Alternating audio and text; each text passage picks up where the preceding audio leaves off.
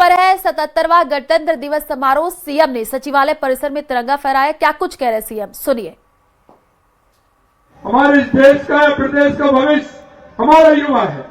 अगर युवा हमारा ठीक प्रकार से रहेगा, उसको सशक्त किया जाएगा, उसको आगे बढ़ाया जाएगा, तो हमारा देश भी सशक्त होगा, हमारा प्रदेश भी सशक्त होगा।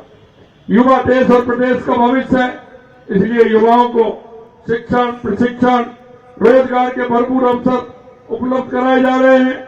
मैं आपको बताना चाहता हूं कि हमारी सरकार अब तक 1 लाख से अधिक पदों पर राज्य की नियुक्ति दे दी गई है। 1,54,000 से अधिक पदों पर भर्ती प्रक्रियाधीन है और इस साल 1 लाख पदों की भर्तियों का कैलेंडर भी जारी कर दिया है। इस तरह से हम भर्तियों के 3.5 लाख के आंकड़े को पार कर चुके हैं। मुझे पूरा विश्वास है कि हमने 5 साल में 4 लाख सरकारी नौकरियों का वायदा किया।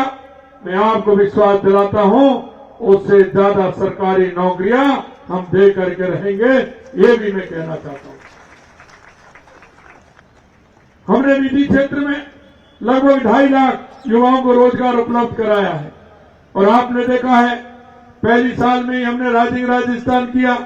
उस राइजिंग राजस्थान के माध्यम से 8 लाख करोड़ से ऊपर के काम जमीन पर आ गए और हम आपको विश्वास दिलाना चाहते हैं कि लगातार हमारा प्रदेश उद्योग में, सोलर में, माइनिंग में, हर चीज में आगे बढ़ रहा है। आपको ये भी पता है कि जो 8 लाख करोड़ के एमओयू आएंगे, निश्चित रूप से हमारे युवाओं को मौका मिलेगा। और मैं तो ये कहना चाहता हूं कि जो युवा सरकारी नौकरी पाना चाहते हैं, वो तो पाना चाहते हैं, वो पाएंगे। लेकिन मैं मेरे युवाओं से आह्वान करना चाहता हूं कि आप नौकरी लेने वाले नहीं, आप नौकरी देने वाले बनिए। हम राजस्थान के हर क्षेत्र में जहां आवश्यकता है उसको निश्चित रूप से हम पूरा करेंगे। हमने 71 नए राजकीय महाविद्यालय की स्थापना की है। हमने युवाओं के सर्वांगीण विकास के लिए राजस्थान युवा नीति, रोजगार नीति लागू की है। हम चाहते हैं कि प्रदेश का युवा रोजगार चाहने वाला नहीं बल्कि देने वाला बने। इसके लिए मुख्यमंत्री युवा स्वरोजगार योजना की भी शुरुआत की है। राज्य के 18 से 45 वर्ष की आयु के युवाओं को ब्याज मुक्त ऋण प्रदान करने की उद्यमता की ओर प्रेरित करना है। इस योजना का मुख्य लक्ष्य है 3,37,000 से अधिक युवाओं को कौशल प्रशिक्षण दिया गया है। करीब 2 लाख युवाओं को इंटर्नशिप कार्रवाई की गई है। 65 स्टार्टअप लॉन्च पैड स्थापित किए गए हैं।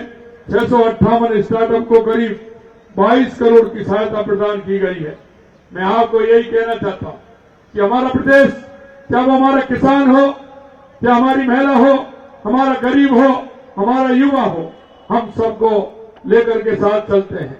क्योंकि हमारे ये चारों अगर सशक्त होंगे तो निश्चित रूप से हमारा प्रदेश सशक्त होगा और देश के यशस्वी प्रधानमंत्री नरेंद्र मोदी जी के नेतृत्व में जो विकसित भारत की हमारी कल्पना है, निश्चित रूप से उसको साकार कर पाएंगे।